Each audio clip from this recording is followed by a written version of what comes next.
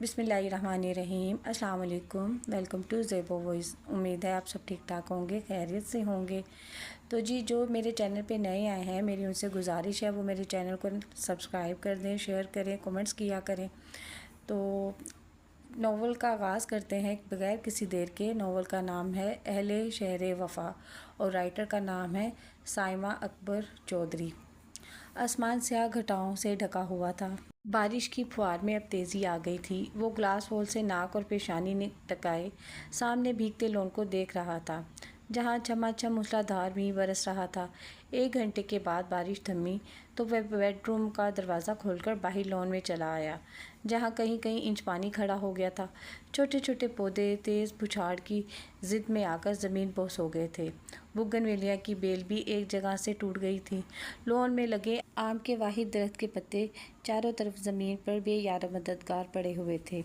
उसे अब हल्की हल्की बूंदाबांदी में फूलों की खुशबू, हवाओं के झोंके और सरसब शादाबी कुछ भी अच्छा नहीं लग रहा था। दिल के अंदर अचानक उस दिन की यादों के बादल आए और इस दफ़ा उसके अंदर मूसलाधार बारिश होने लगी और सब कुछ भीगने लगा। साद गिलानी ने लॉन चेयर्स को गौर से देखा, जो धुलकर साफ शफाफ हो गई थी। थक कर वो भी बैठ गया और अचानक उसकी नज़र सामने घर के नीले गेट पर सावन के मौसम से तंग आकर कुछ देर आराम करने की गर्ज से बैठी उदास और तन्हा चिड़िया पर पड़ी, जिसकी पर बारिश में भीग कर उसके वजूद से चमट गए थे। उसे चिड़िया की तन्हाई और अपनी तन्हाई के दर्द व करब में कोई फ़र्क नज़र न आया। एकदम से उसकी तबीयत में बेकरारी, बेचैनी और मायूसी पैदा हो गई। वैसे भी एक तड़पा देने वाली दर्द की कसक आजकल उसकी ज़िंदगी का शब-ओ रोज़ बन गई थी। वो उदासी के घने जंगल में उसे याद करने लगा, जिसे देखकर वो ज़िंदगी की हरारत हासिल करता था।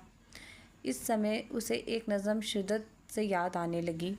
तू चल ए मौसम गिरिया, फिर अब की बार भी हम ही तेरी उंगली पकड़ते हैं, तुझे घर ले चलते हैं। वहाँ हर चीज़ देसी है, कोई मंजर नहीं बदला। तेरा कमरा भी वैसा ही पड़ा है जिस तरह तूने उसे देखा था, उसे छोड़ा था। तेरे बिस्तर के पहलू में रखी इस मेज़ पर अब भी धरा है मग वो कॉफ़ी का, कि जिसके खुश्क और टूटे किनारों पर अभी तक वसवसों और ख्वाहिशों के झाग के धब्बे नुमाया हैं। तेरी चप्पल भी रखे हैं कि जिनके बेसमर तलवों से वो सब ख्वाब लिपटे हैं, जो इतना रोंदे जाने पर भी अब तक सांस लेते हैं। तेरे कपड़े जो गम की बारिशों में धुल के आए थे, मेरी अलमारियों के हैंगरों में अब भी लटके हैं। दिलासों का वो गीला तौलिया और हिचकिचों का वो अध खुला साबुन चमकते वॉश बेसन में पड़े हैं, और ठंडे गर्म पानी की वो 2 टूटियाँ अब तक रवां हैं, तू जिन्हें उस दिन किसी जल्दी में चलता छोड़ आया था। दरीचे की तरफ दीवार पर लटकी घड़ी अब भी हमेशा की तरह आधा मिनट पीछे ही रहती है। कैलेंडर पर रुकी तारीख ने पलकें नहीं झपकीं, और उसके साथ आवेज़ा वो एक मंज़र, वो एक तसव्वुर, जिसमें तू मेरे शाने पे सर रखे मेरे पहलू में बैठी है। मेरी गर्दन और इसकी घेंसों के पास एक तितली खुशी से उड़ती फिरती है। कुछ ऐसा सहर छुपा है, दिल रुकता हवा चलती हुई महसूस होती है। मगर ए मौसम गरिया, इसी समात न जाने किस तरफ से तू चला आया। हमारे बीच से तो इस तरह से गुज़रा कि जैसे 2 मुखालिफ रास्तों को काटती सरहद, कि जिसके हर तरफ बस दूरियों की गर्द उड़ती है। उसी एक गर्द की तय में तुझे दरवाज़े की बेल पर जमी शायद नज़र आए, कोई तस्वीर के अंदर कमी शायद नज़र आए। तमन्ना से भरी आँखें जो हरदम मुस्कुराती थीं, अब इन आँखों के कानों में नमी शायद नज़र आए। इस दिन घर में सुबह से उधम मचा हुआ था। साद को ऑफिस से देर हो रही थी और इसके नीले मोज़े नहीं मिल रहे थे। इतनी तेज़ी से उसके हाथ नहीं चल रहे थे जितनी तेज़ी से ज़ुबान। अलीना, ओ my sweet one and only wife, अगर मिजाज नाजुक पर गिरा ना गुजरे तो तुम्हें इन दोनों का वास्ता, जब तुम्हारे और मेरे दरमियान गुलाब लम्हों की रिमझिम बातें और तुम्हारे चेहरे पर बारिश की हंसी थी। चाहतों की माउंट एवरेस्ट जितनी चोटी पर तुम मेरे तसव्वुर में सुनहरी फूलों के जेवर बनकर छम छम करती आती थी। تمہیں تمہارے معصوم سے شوہر کا واسطہ، مجھے میرے نیلے موزے ڈھونڈ دو، آفس سے دیر ہو رہی ہے، ورنہ وہ چنگیز خان و ہلاکو خان کے خاندان سے تعلق رکھنے والا باس مجھے مسلسل لیٹ آنے پر آفس سے ہمیشہ کے لیے کک آؤٹ کر دے گا۔ دوسری جانب بنوس خاموشی تھی، جبکہ اب تو عمر بھی رونا شروع کر دیا تھا۔ ارے او گستاخ حسینہ، اپنے سرتاج کے دربار میں حاضری کیوں نہیں دے رہی؟ اسی نالائق شہزادے کو کورٹ میں لٹا دو جو میری روزی روٹی کے پیچھے پڑ گیا ہے۔ اس کی رس رس سے میرے دماغ کی چولیں بل گئی ہیں اور پورے گھر میں سعد گیلانی کی آواز کچن میں کام کرتی الینا کے اعصاب پر ہتھوڑا بن کر برس رہی تھی۔ پروم میں لیٹا ہوا عمر بھی مسلسل رو رو کر اس کے صبر کا امتحان لے رہا تھا۔ سب کچھ چھوڑ کر وہ بیڈ روم میں داخل ہوئی۔ آٹے سے لتھڑے ہوئے ہاتھوں سے اس نے ننھے عمر کو اٹھایا۔ سامنے بیڈ کی چادر آدھی زمین پر لٹکی ہوئی، جبکہ وہ تکیے پر نیم اور از نیلے رنگ کا ایک موزہ پکڑے بغور معائنہ کرتا ہوا اس سے زہر لگا۔ تم تھوڑی دیر اپنا منہ بند نہیں رکھ سکتے؟ عام سے جملے سے اس کا سارا غصہ چھلک پڑا تھا۔ بھئی میں تو موزہ ڈھونڈ رہا تھا، حسب عادت اس کے گھورنے پر اس نے معصومیت سے کہا۔ اف کیا جنجال ہے یہ شادی شدہ لائف! اوپر سے سعد آپ کی زبان کے آگے خندق ہے، بے تکا بولتے رہتے ہیں۔ الینا نے حد درجہ بیزاری سے ننھے عمر کو کورٹ میں پٹکنے والے انداز میں لٹایا، جس پر اس نے احتجاجاً اپنا رونے کا والیوم تیز کر دیا اور پھر خون خوار نظروں سے اپنے مجازی خدا کا جائزہ لیا، جو کمرے میں پھیلی ہوئی چیزوں کے درمیان حد درجہ اطمینان سے اس کی مصروفیت کو پرشوق نظروں سے دیکھنے میں مگن تھا۔ کمرے میں چاروں طرف بے ترتیبی کا راج تھا، جبکہ موزے کی تلاش میں سعد نے وارڈروب کا سارا سامان کارپیٹ پر ڈھیر کی صورت میں پھینک رکھا تھا۔ الینا نے بے زاری سے الجھے ہوئے بالوں پر ہاتھ پھیرا اور سر پکڑ کر بیٹھ گئی۔ ایک پل کو وہ بے قرار ہو گیا اس کے چمکتے چہرے پر تھکن دیکھ کر۔ زوجہ محترمہ کیا ہوا؟ دھیمی مسکان چہرے پر سجائے وہ دلچسپی سے اس کا جائزہ لے رہا تھا، جو شادی سے پہلے نقص سے تیار رہنے کی عادی تھی اور ڈریسنگ اس کے سارے ڈپارٹمنٹ میں پسندیدگی کی نظر سے دیکھی جاتی تھی۔ جوتے سے لے کر سر کی پنیں اور ربر بینڈ تک میچنگ میں ہوتے، اور اس وقت وہ 2 دن پہلے کا ملگجا سا سور دوپٹے سے بے نیاز، لتھڑے ہوئے آٹے ہاتھ اور دہی آٹا سر کے بالوں پر کہیں کہیں اٹکا ہوا اور پیروں میں سعد کی چپل پہنے وہ کہیں سے بھی وہ ایم اے سوشیالوجی گولڈ میڈلسٹ جس کی ذہانت کے چرچے یونیورسٹی بھر میں تھے نہیں لگ رہی تھی۔ اب میریڈ لائف نے اس کے چکے اڑا رکھے تھے۔ یہ کیا ہے؟ الینا کی نظر کپڑوں کے ڈھیر میں پڑی۔ وہ تیر کی طرح لپکی اور اگلے ہی لمحے گمشدہ موزوں کا جوڑا مکمل ہو چکا تھا۔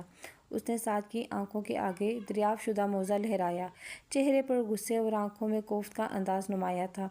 سوری ڈیئر وائف، مجھے تو پچھلے 1 گھنٹے سے نظر ہی نہیں آیا۔ اس کے انداز پر الینا کا غصہ سوانیزے پر پہنچ گیا۔ حد ہوئی ہے ویسے سعد، ہر بات کی۔ آپ حد سے زیادہ لاپرواہ اور کوآپریٹو بالکل نہیں ہیں۔ مجھے اگر آپ کی ان عادات کا پہلے پتہ ہوتا تو ہرگز آپ سے شادی نہ کرتی۔ عمر سے زیادہ تو آپ کو سنبھالنا مجھے مشکل لگتا ہے۔ وہ کارپیٹ سے بکھرے کپڑے اور چیزیں اٹھاتے ہوئے رکھی تو سعد کی مصروفیت بھرے انداز میں ڈریسنگ ٹیبل کے سامنے گنگناتے ہوئے بالوں میں برش پھیرتے دیکھ کر اس کا دل چاہا کہ ہاتھ میں پکڑا کشن اس کے سر پر دے مارے، مگر فائدہ کیا تھا؟ اسے تو کوئی فرق نہیں پڑنا تھا، الٹا اس کی گفتگو میں ایک اور موضوع کا اضافہ کرنا تھا۔ جی ہاں زوجہ محترمہ، خاموش کیوں ہو گئیں؟ اب اسے اگلے ڈائیلاگ بھی دہراؤ کہ کیمپس میں مجھے معصوم کو سہانے خواب دکھا کر پھنسا لیا، ایسی خوبصورت اور مکمل زندگی کا نقشہ کھینچا کہ میں بے چاری اپنی زندگی خراب کر بیٹھی۔ سعد نے بیڈ شیٹ درست کرتی مکمل گھریلو حلیے میں مگن الینا کو شرارت سے چھیڑا۔ ان دونوں کی لو ارینج میرج تھی۔ سعد نے اسے کیمپس میں اپنے اور الینا کے ڈپارٹمنٹ کی کرکٹ میچ میں دیکھا تھا، جہاں وہ اپنے گروپ کے ساتھ گھی کے خالی ٹین کو بجا بجا کر کھلاڑیوں کی حوصلہ افزائی کر رہی تھی، اور مخالف ٹیم نے سعد گیلانی کو 0 پر آؤٹ ہونے کی خوشی میں اسے واپس آتے دیکھ کر زور زور سے ٹین کو ٹن ٹنا کر کے بجایا، اور اس کی یہی ٹن ٹن سعد کے دل کے سارے تاروں کو ہلا گئی، اور بھرپور 1 سال اس کا مکمل جائزہ لینے کے بعد ہی سعد نے اسے پرپوز کیا تھا، اور پھر گھر والوں کی مکمل رضامندی سے وہ 1 سال پہلے ہی رشتہ ازواج سے منسلک ہوئے تھے۔ اب تو ان کا 5 ماہ کا گول مٹول سا بیٹا عمر گیلانی بھی ان کی فیملی میں اضافہ کر چکا تھا۔ سعد ایک ایڈورٹائزنگ ایجنسی میں اچھی پوسٹ پر تھا، جبکہ علینا کا لیکچرشپ کا خواب گھرداری میں کہیں کھو گیا تھا۔ کچھ سعد کو لڑکیوں کا جاب کرنا بالکل پسند نہ تھا۔ علینا نے بیزاری سے اسے دیکھا۔ بلیو جینس پر وائٹ ہاف سلیولس شرٹ، لمبا قد، کسرتی جسم، گہری سیاہ آنکھیں، براؤن بال، سفید رنگت۔ وہ آج بھی پہلے دن کی طرح اسمارٹ تھا اور کہیں سے بھی شادی شدہ نظر نہیں آتا تھا۔ اوپر سے بلا کا ہنسمکھ، خوش مزاج اور گول مائنڈڈ بندہ بہت کم غصے میں آتا تھا۔ سوشل ہونے کی وجہ سے اس کا حلقہ احباب خاصا وسیع تھا، جبکہ وہ اس کے بالکل برعکس تھی۔ شکل و صورت میں تو کم نہیں تھی، لیکن بیٹے کی پیدائش پر اس کا جسم کچھ پھیل گیا تھا، لیکن اس کے صاف شفاف جلد، شادابی رنگت پر خصوصاً ہونٹ خاصے خوبصورت تھے، اور سب سے نمایاں چیز اس کی کمر تک آتے سیاہ گھنے سلکی بال تھے۔ وہ خود بھی آسانی سے نظر انداز کیے جانے والی شخصیت نہیں تھی، لیکن سعد کے سامنے اس کی شخصیت معمولی سی دب جاتی تھی، اور کچھ وہ خود سے بھی شادی کے بعد لاپرواہ ہو گئی تھی۔ سعد نے ڈریسنگ ٹیبل کے شیشے سے اسے دیکھا، جو عمر کو خاموش کروا کے اب کسی سوچ میں گم تھی۔ آپ برہم ہی سہی، بات تو کر لیں ہم سے، کچھ نہ کہنے سے محبت کا گمان ہوتا ہے۔ شعر پڑھتا ہوا اور پرفیوم سپرے کرنے لگا۔ اس کی شفاف آنکھوں میں شوخی کا عنصر نمایاں تھا۔ یہ تیاری کچھ زیادہ نہیں ہو رہی؟ علینا کی تیکھی نظروں اور کھوتے لہجے پر سعد کا پرفیوم سپرے کرتا ہوا ہاتھ رک گیا۔ اچھا لگ رہا ہوں نا؟ سعد نے ستائش بھرے لہجے میں جواب دیا۔ وہ جو عمر کی نیپی چینج کرنے میں مصروف تھی جھنجھلا اٹھی۔ وہ اس کے مد مقابل منتظر کھڑا تھا۔ ہاں، حسین و جمیل مگرمچھ، وہ تپ کر بولی۔ افسوس، صد افسوس، ظالم اور جھوٹی حسینہ، اس وقت آئینے میں جا کر اپنی شکل تو ملاحظہ فرمائیں۔ بالکل جھوٹوں کی سردار لگ رہی ہیں۔ ہاں، میں جھوٹوں کی سردار اور آپ شیخ چلی کے جانشین، بس انڈے ٹوٹنے کی کسر ہے۔ وہ کچھ اور سلگ اٹھی۔ اس وقت ٹیلی فون کی گھنٹی بجی اور دونوں کی توجہ اس جانب مبذول ہو گئی۔ آپ ہی اٹھائیں، آپ کے دفتر میں ہی کوئی اداس ہوا ہوگا، اور تڑپ کر فون کھڑکا دیا۔ اس کا موڈ صبح سے مسلسل خراب تھا۔ وہ ڈریسنگ ٹیبل سے ہٹا اور ٹیلی فون سٹینڈ کی جانب بڑھتے ہوئے علینا کی گود میں لیے اپنے برخودار کی ناک کو پیار سے کھینچا، جبکہ لاڈلے کو یہ بے تکلفی ایک آنکھ نہ بھائی۔ اس نے احتجاجاً جو پورا گلا کھول کر سر نکالا تو علینا بھی تڑپ اٹھی۔ کیا بدتمیزی ہے! سعد بڑی مشکل سے تو اسے چپ کروایا تھا۔ وہ غصے سے چیخی، جبکہ وہ نو لفٹ کا بورڈ چہرے پر سجائے ریسیور اٹھا چکا تھا۔ جی کون؟ اچھا، رمشا مسعود، اور کیسی ہیں آپ؟ خوشگوار ریت سے لبریز لہجے پر علینا نے فون کو کھا جانے والی نظروں سے دیکھا۔ ایڈورٹائزنگ ایجنسی میں ہونے کی وجہ سے لڑکیوں کے فون گھر آنا ویسے ہی تو معمولی بات تھی، لیکن علینا کی جذباتی چھوٹی چھوٹی بات پر بھڑک اٹھنے والی طبیعت کم نہ تھی، حالانکہ وہ اچھے طریقے سے سعد کی نیچر سے واقف تھی۔ اتنی گلیمرس فیلڈ میں ہونے کے باوجود وہ لڑکیوں کے معاملے میں حد درجہ لاپرواہ تھا، اور ویسے بھی وہ رشتوں کی بجائے عورتوں کی عزت کرنے کا قائل تھا۔ البتہ اس کی شوخ اور ہنس مکھ طبیعت کی وجہ سے اس کا حلقہ احباب خاصا بڑھتا جا رہا تھا، لیکن اس کے باوجود اس کا کوئی اسکینڈل منتظر عام پر نہیں آیا تھا۔ آپ بس چلیں، میں آ رہا ہوں۔ جی، آپ ہاشمی صاحب کو بتا دیجیے گا۔ وہ مسکرایا اور ریسیور کریڈر پر رکھ دیا۔ ناشتہ تو کر کے جائیں۔ عمر کو جلدی جلدی پیار کرتے دیکھ کر اس نے ٹوکا۔ بالکل دل نہیں کر رہا، فیلڈ میں جا کے کر لوں گا، آج ہمارا آفس کا کام نہیں ہے۔ اس کے گھورنے پر فوراً بولا، بھئی درمیان کا کھانا اچھے طریقے سے کھا لوں گا، اور رات کو تم فش فرائی بنا لینا، اکٹھے کھانا کھائیں گے۔ اس نے علینا کا سر تھپکا، جبکہ موڈ اس کا ہونس خراب تھا، جبکہ وہ قصداً انجان بن کر والیٹ، گلاسز اور اپنا موبائل اٹھانے لگا۔ یہ رمشا مسعود کون ہے؟ علینا نے پوچھا تو سرسری انداز میں تھا، مگر وہ اس کے انداز سے بخوبی واقف تھا۔ تب ہی گھبرا کر وضاحت دینے لگا، بھئی وہ نئے ایڈ بنا رہے ہیں، اس کے لیے رمشا کو سائن کیا ہے۔ اس کے کچھ فوٹوگرافز میرے دراز میں پڑے تھے، اس لیے اس نے فون کیا تھا۔ یہ وہی ہے نا جو انڈیا میں بھی ماڈلنگ کر کے آئی ہے؟ علینا کے لہجے میں اب تشویش شامل ہو گئی تھی۔ اس کے انداز پر ساتھ ٹھٹکا، جب ہی بیٹھ کر بغور اس کا چہرہ دیکھتے ہوئے پوچھا، کیا بات ہے؟ پریشان کیوں ہو گئی؟ نہیں، ایسی کوئی بات نہیں۔ علینا نے عجلت میں دوبارہ کمرے میں پھیلی چیزیں سمیٹنا شروع کر دیں، جبکہ عمر اپنا فیڈر پینے میں مگن تھا۔ نوکری چھوڑ دوں؟ اس کی بات پر واقعی گڑبڑا گئی۔ دماغ پر اثر ہو گیا ہے کیا؟ وہ سنبھل کر بولی، دماغ پر اثر میرے نہیں تمہارے ہو گیا ہے، تبھی تو مجھ پر اعتبار نہیں۔ اب وہ سنجیدہ ہو کر کہہ رہا تھا۔ نہیں ایسی تو کوئی بات نہیں، اس نے سادگی سے کہا۔ ایسی ہی بات ہے عمر۔ عمر بیٹا، اس نے چٹکی بجا کر اپنے بیٹے کو پکارا تو اس نے فوراً متوجہ ہو کر اپنے بازو پھیلا دیے۔ ارے بابا کی جان، اس نے اپنے وقت جگر کو سینے سے لگایا۔ بیٹا اپنی مما کو سمجھاؤ کہ پورے خاندان سے ٹکر لے کر میں نے شادی کی تھی۔ خود کو کسی رانجھا اور مجنوں سے کم نہیں سمجھا تھا، اور یہ بھی سمجھا دو کہ رمشا مسعود ہو یا ریما یا مادھوری ڈکشت، میرے لیے سب کچھ وہی ہے۔ اس لیے خواہ خواہ جل جل کر اپنا خون نہ جلائے، حالانکہ جلنے سے بندہ اسمارٹ ہوتا ہے، لیکن یہ ادنان سمی کی بہن بنتی جا رہی ہے۔ اگر یہی حال رہا تو تمہارے لیے کوئی اسمارٹ سی مما ڈھونڈنی پڑے گی۔ ساتھ جو بیٹے کو پیار سے گدگدا رہا تھا اور پس پردہ اسے مطمئن کر رہا تھا، وہ آخری بات پر حسب عادت سلگ اٹھی۔ کیا اسمارٹ سی مما؟ جان نکال دوں گی۔ ایسے ہی تو میرا دل مشکوک قسم کے الارم نہیں بجاتا۔ کیا واقعی تمہارا دل میرے بارے میں بے یقین ہے؟ وہ براہ راست اس کی آنکھوں میں دیکھ کر بولا۔ اس کا دل یک بار کی بہت زور سے دھڑکا۔ محبوب کی ذرا سی توجہ، اپنائیت بھرا انداز دل میں کیسے پھول کھلا دیتا ہے۔ اس کے لب مسکرا دیے تو وہ بھی بے اختیار ہنس پڑا۔ ایک دم نظر سامنے والے کلاک پر پڑی تو وہ عجلت میں اپنی چیزیں اٹھانے لگا۔ اوکے ڈیئر مسز، شام میں ملاقات ہوگی۔ یہ میرے لاڈلے کو سنبھالو، اس نے عمر کو اس کی گود میں منتقل کرتے ہوئے کہا، اور پھر کچھ توقف کے بعد بولا، خود ڈھنگ سے ناشتہ کر لینا، دوپہر میں انکل کو فون کر لینا، تمہارا پوچھ رہے تھے۔ رات ہوٹل میں سرسری سی ملاقات ہوئی تھی، عمر کو بھی یاد کر رہے تھے۔ اگر دوپہر کو فراغت ملے تو اسامہ کو فون کر دینا، وہ آ کر تمہیں لے جائے گا۔ تمہاری امی ابو کیا کہیں گے کہ بیٹی ایک شہر میں رہ کے بھی مہینوں شکل نہیں دکھاتی۔ سعد نے رات اپنے سسر سے ہونے والی سرسری سی ملاقات کا ذکر کیا۔ وہ ایسا ہی ذمہ دار تھا اور الینا پر بہت کم پابندیاں تھیں۔ خود اس کے ماں باپ وہاڑی کے ایک گاؤں کے مکین تھے اور وہ اپنی جاب کی وجہ سے کراچی میں مقیم تھا۔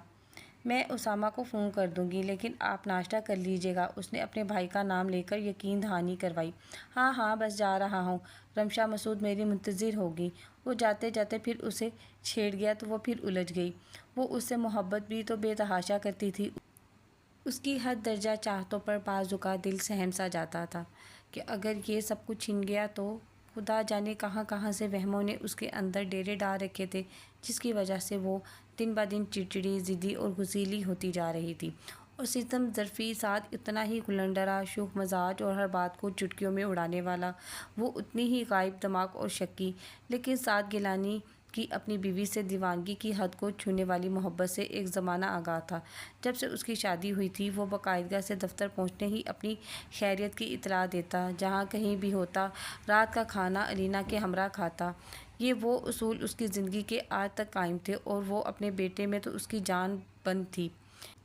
گیٹ بند کر کے وہ لاؤنج میں آئی۔ عمر ووکر میں بیٹھا اپنے کھیلنے میں مگن تھا۔ وہ کچھ درازی چیئر پر نیم دراز سی ناتواں سوچ کے ساتھ بیٹھ گئی۔ تب ہی ڈور بیل کی آواز نے ماحول کے سناٹے کو توڑ دیا۔ کام والی ماسی کو دیکھ کر اس نے سکون کا سانس لیا۔ شکر ہے ماسی تم آ گئی۔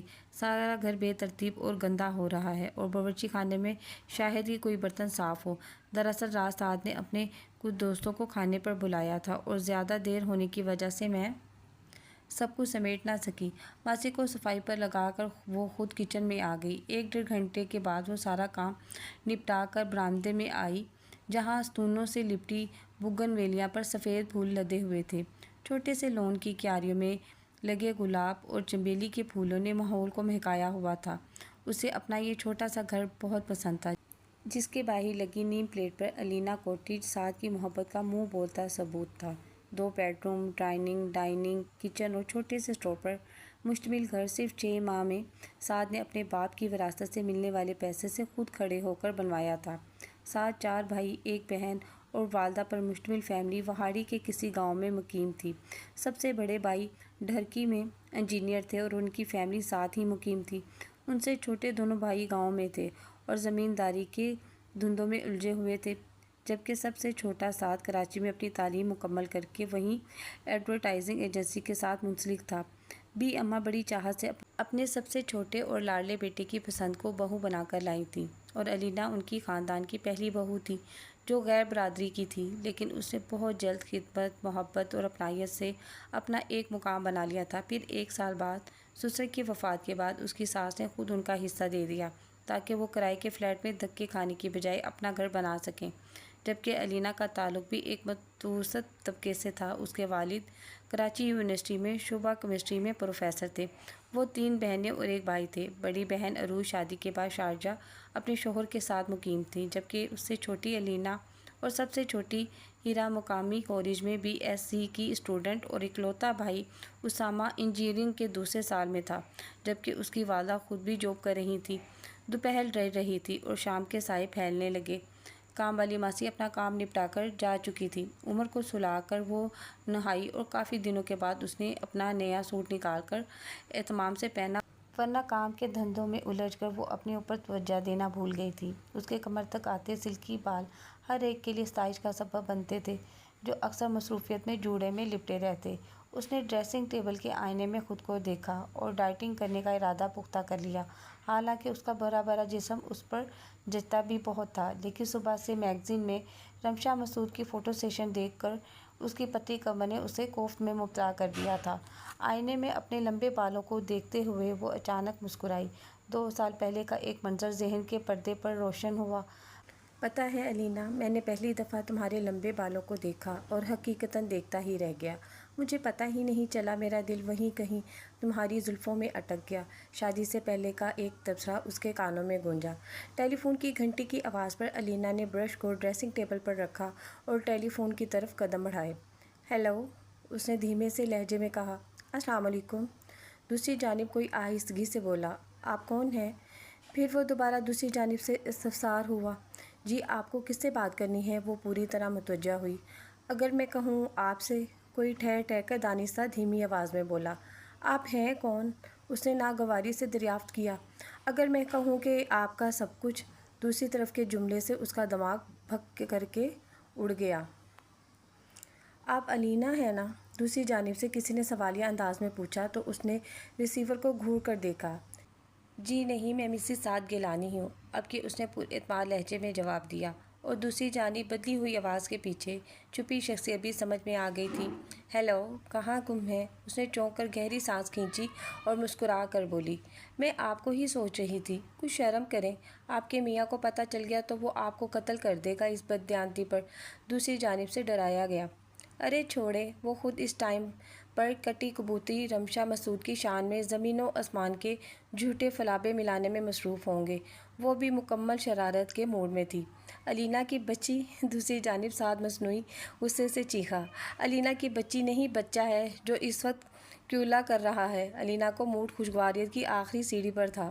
مسز خیریت تو ہے؟ طبیعت دوستانہ خاصی شاندار لگ رہی ہے۔ وہ بے اختیار ہنسی اور ہنسی ہی چلی گئی۔ میری دعا ہے کہ تم ہمیشہ ہنسی رہو، اللہ تمہیں ہمیشہ خوش رکھے، سعد نے خلوص دل سے دعا دی۔ ہاں سنو، شام کا کھانا مت بنانا، کہیں باہر چلیں گے اور آج کے دن کو سیلیبریٹ کریں گے۔ کیا مطلب، آج کوئی خاص دن ہے؟ وہ چونکی۔ مسز سعد گیلانی، آج 4 اکتوبر ہے، تمہیں معلوم ہے نا کہ کیمپس میں پہلی مرتبہ میں نے تمہیں 4 اکتوبر کو دیکھا تھا۔ اوہ آئی ایم سوری، وہ نادم ہوئی۔ It's okay. اچھا، اپنا پرپل کلر والا سوٹ پہننا اور میرے بیٹے کو ذرا اچھے طریقے سے تیار کر دینا، انکل کی طرف چھوڑ جائیں گے، خود ہی سالی صاحبہ سنبھال لیں گی۔ سعد نے سارا پروگرام ترتیب دیا۔ سعد، اگلے سین کے لیے ڈریس کیسا ہے؟ پس منظر سے کسی لڑکی کی آواز ریسیور میں گونجی تو اس کے پیشانی پر بل پڑ گئے۔ سعد شاید فیلڈ میں تھا۔ اوہ 1 منٹ رمشا، میں اپنی مسز سے بات کر رہا ہوں، اب کے سعد کی آواز گونجی۔ وہ شاید ریسیور پر ہاتھ رکھنا بھول گیا تھا۔ پلیز جلدی آئیں، میں خاصی تھک گئی ہوں۔ نروٹھے پن کا مظاہرہ وہ اتنی دور بیٹھے ہوئے بھی محسوس کر سکتی تھی۔ I am just coming. یہ ہر وقت آپ کے سر پر سوار رہتی ہے؟ وہ بامشکل ناگواری چھپا کر بولی، البتہ پیشانی پر شکنیں پڑ چکی تھیں۔ اچھا موٹی بیگم، شام میں ملاقات ہوگی، وہ دھیرے سے اپنائیت بھرے لہجے میں بولا تو اس کا موڈ خاصا بگڑ چکا تھا۔ ریسیور اس نے کریڈٹ پر پٹکا۔ شام میں پرپل کلر کا جدید تراش کا سوٹ پہنے، سلور کلر کی جویلری میں نسبتاً گہرا میک اپ کیے، وہ پہلے سے کہیں زیادہ اچھی لگ رہی تھی۔ چانے پر بکھری ریشمی زلفیں چہرہ دونوں طرف سے ڈھانپے ہوئے تھی۔ انہی ہوٹل میں آئے ہوئے تھوڑی ہی دیر ہوئی تھی کہ اس کا موڈ خاصا خوشگوار تھا۔ وہ دونوں باتوں میں مگن تھے کہ اچانک کسی نے انہیں اپنی طرف متوجہ کیا۔ Excuse me. وہ دونوں چونکے واٹر گرین شفون کے سوٹ پر سلیو لیس بازو، ڈیپ گلا، دوپٹے سے بے نیاز گوری رنگت، متناسب سراپا، وہ بلا شبہ غیر معمولی طور پر حسین لڑکی تھی۔ ارے نتاشا ہمدانی آپ؟ سعد بری طرح چونکا۔ یس آئی ایم نتاشا۔ مد مقابل نے ایک ادا سے بالوں کو جھٹکا دیا اور اس کے سیاہ بھوتر آنکھیں سلیقے سے کیے ہوئے میک اپ میں بہت اجاگر ہو رہی تھیں۔ کہاں ہوتے ہیں آپ؟ ملتے ہی نہیں۔ سنا ہے کہ آج کل آپ کی ایجنسی کے تمام اشتہارات رمشا مسعود کر رہی ہے۔ وہ ٹیبل پر دونوں بازو رکھ کر ایک خاص ادا سے جھکی۔ علینا نے خشمگین نظروں سے اسے گھورا اور دل میں بے درے گالیوں سے نوازا، جبکہ ساتھ ہنس کے ٹال گیا۔ یہ کون ہے؟ نتاشا نے لاتعلقی کے انداز میں اسے دیکھ کر دریافت کیا۔ I am Mrs Saad Gilani. Thanks God آپ کو بھی میں نظر آئی۔ علینا کے طنز انداز پر ایک لمحے کو خجل سی ہوئی۔ سوری، میں نے آپ کو دیکھا نہیں تھا۔ اس نے زبردستی مسکراتے ہوئے بھونڈا سا جواز پیش کیا، جسے اس نے فوراً رد کر دیا۔ حیرت ہے آپ نے مجھے دیکھا نہیں۔ ویسے ساتھ تو کہتے ہیں کہ میں اتنی آسانی سے نظر انداز کی جانے والی چیز نہیں۔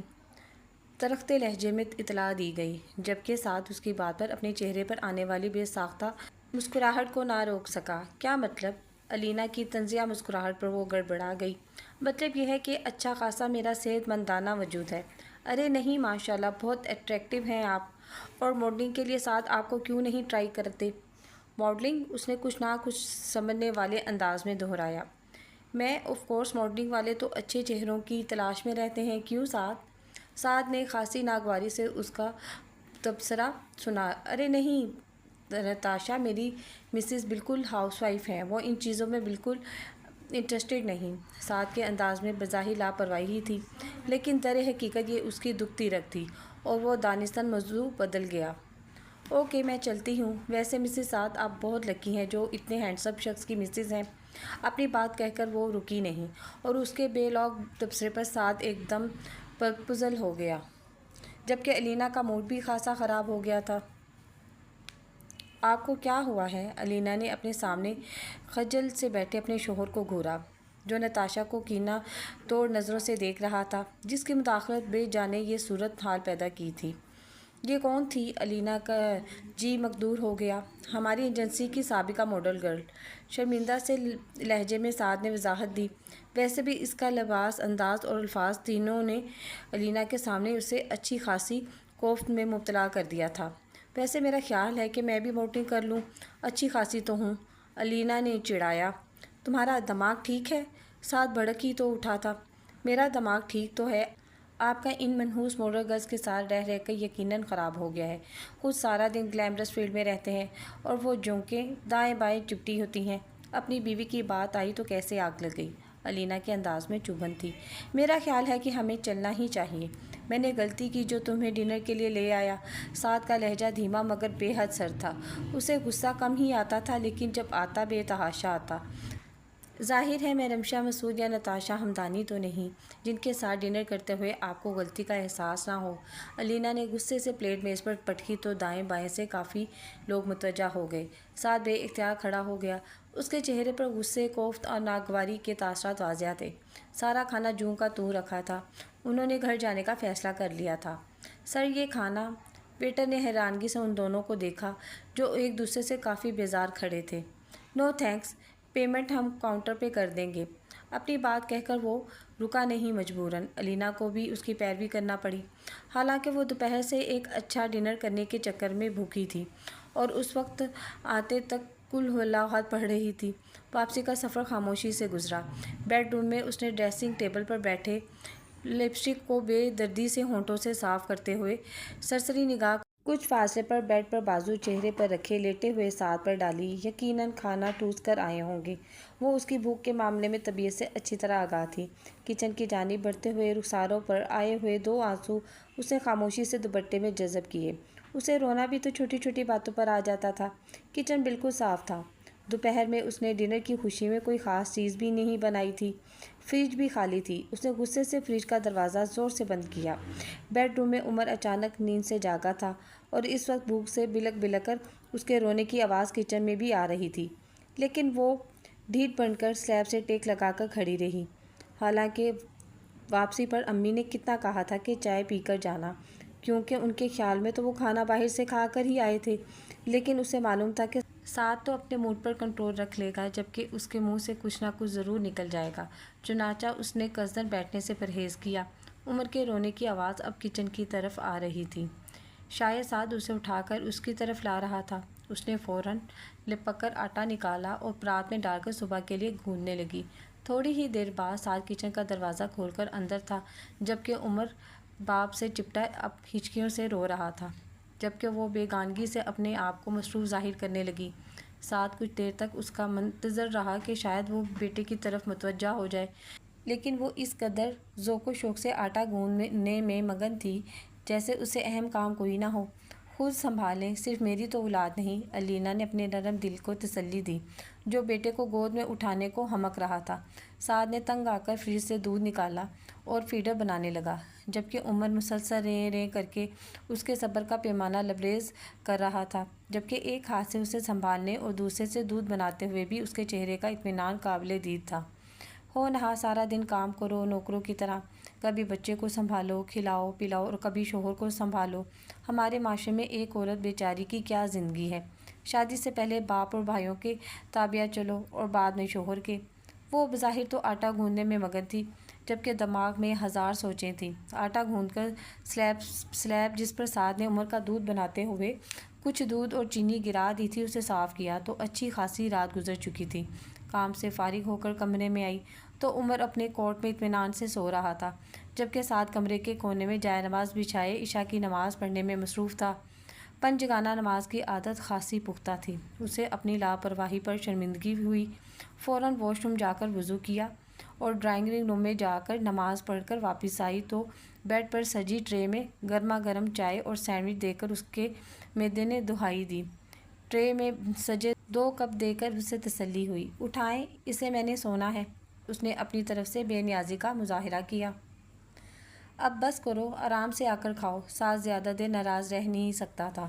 مجھے بھوک نہیں ہے، اس نے ڈٹھائی سے جھوٹ بولا۔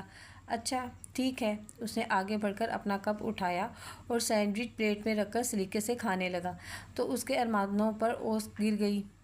نظروں کو جبراً اس طرف سے جانے سے روکنے کے چکر میں وہ بے حال تھی اور اب بے نیازی سے ڈریسنگ ٹیبل پر بیٹھی کولڈ کریم لگاتے ہوئے وہ خود کو 1000 دفعہ کوس چکی تھی۔ اچھا اٹھو، تمہیں پتہ ہے میں رات کا کھانا تمہارے ساتھ ہی کھاتا ہوں۔ سعد اچانک اٹھا اور اسے کھینچ کر بیڈ پر لے آیا اور اس نے بھی خالی معدے کا مزید امتحان لینے کا ارادہ ملتوی کیا۔ اس کی محبت، توجہ اور خیال کرنا بعض اوقات خوشی کی انتہا پر لے جاتا تھا، جیسے اس وقت وہ بے پایہ مسرت محسوس کر رہی تھی، اور محبت کرنے والے تو ایک نگاہ سے کوسوں قزح کے رنگوں میں ڈوب جاتے ہیں اور جیسے ہی نظریں ہٹتی ہیں تو خود اپنی ہی اہمیت کم ہونے لگتی ہے۔ دیکھو، جس طرح ادھوری چیزیں، ادھوری یادیں اور ادھوری محبت اچھی نہیں لگتی، اسی طرح ادھورا اعتماد بھی اچھا نہیں لگتا۔ انسان اپنی ہی نظروں میں گر جاتا ہے، اور میرا سکون، خوشی اور محبت صرف تمہاری ذات سے وابستہ ہے، لیکن تمہاری شک بھری ایک نظر مجھے اپنی نظروں میں بے وقار کر دیتی ہے۔ بہت تذلیل کا احساس ہوتا ہے۔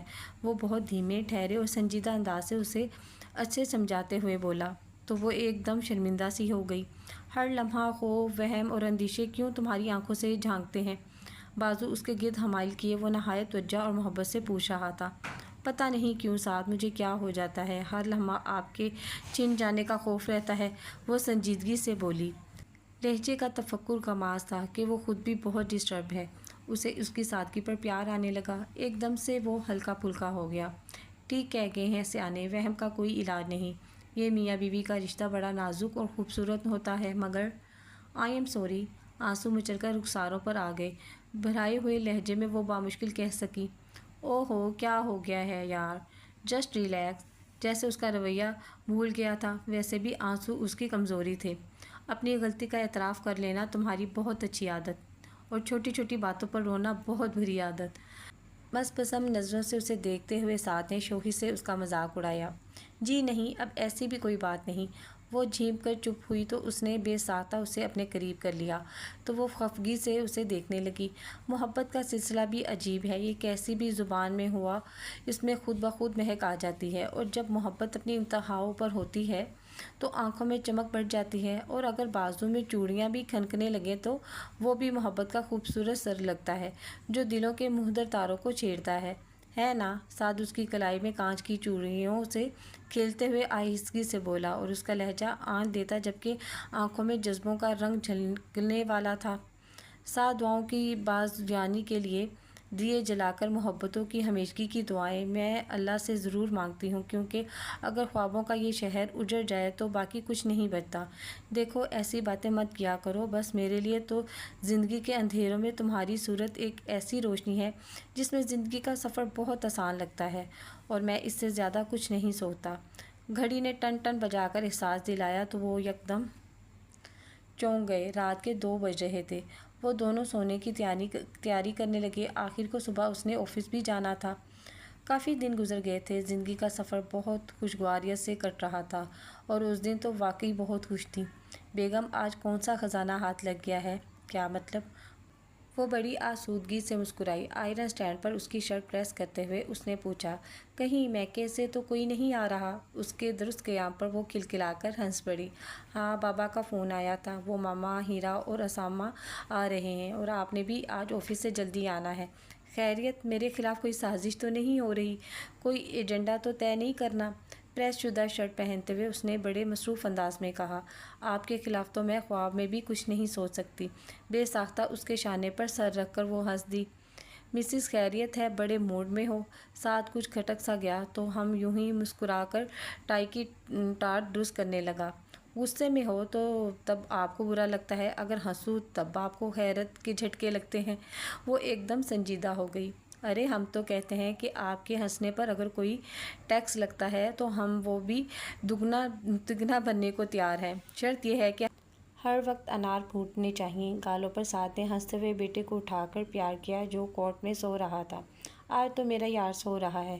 سعد نے محبت پاش نظروں سے بیٹے کو دیکھا جو بقول اماں جان کے ہو بہو اس کا بچپن تھا، اور سارے نین و نقش سعد پر گئے تھے۔ واپس جلدی آنا، اس نے دوبارہ یاد دہانی کرائی۔ اگر نہ آؤں تو؟ وہ شوخی سے مڑا اور اس کے چہرے پر ناگواریت کے واضح تاثرات دیکھ کر فوراً کانوں کو ہاتھ لگانے لگا۔ یار کبھی کبھی مجھے لگتا ہے کہ ہم میاں بیوی نہیں، اور ہماری شادی کو 2 سال ہونے کو نہیں آئے، بلکہ تمہارا رویہ ویسا ہی ہے جیسا کیمپس کے دنوں میں تھا، ذرا ذرا سی بات پر روٹھنے والا۔ ابھی بھی بیوی سے زیادہ محبوبہ لگتی ہو، اور میں بیچارہ مناتے مناتے بوڑھا ہو جاؤں گا۔ اچھا فضول نہ بولا کریں۔ اس کے انداز پر الینا کے چہرے پر بے ساختہ مسکراہٹ دوڑ گئی۔ دوپہر میں ہی ہیرا آ گئی تھی، اور سارے گھر کو اچھی طرح صاف کرنے کے بعد وہ دونوں کچن میں گھس گئیں۔ آج الینا کی سالگرہ تھی، اور اسے خود بھی بھولی ہوئی تھی کہ صبح صبح بابا نے اسے حسب معمول فون کر کے وش کیا، تو وہ ایک دم ہکا بکا رہ گئی۔ پچھلے سال بھی وہ سب لوگ کیک اور اس کے لیے گفٹ لائے تھے، اور اسے یقین تھا کہ سعد کو آج کا دن ہرگز یاد نہیں ہو، تو پچھلے کئی دنوں سے مصروف بھی تو بہت تھا۔ پچھلے سال تو ہیرا نے سعد کو فون کر کے سرپرائز دینے کے لیے تیار کر لیا تھا، لیکن آج تو اس کے خود الینا کو حیران کر دیا تھا۔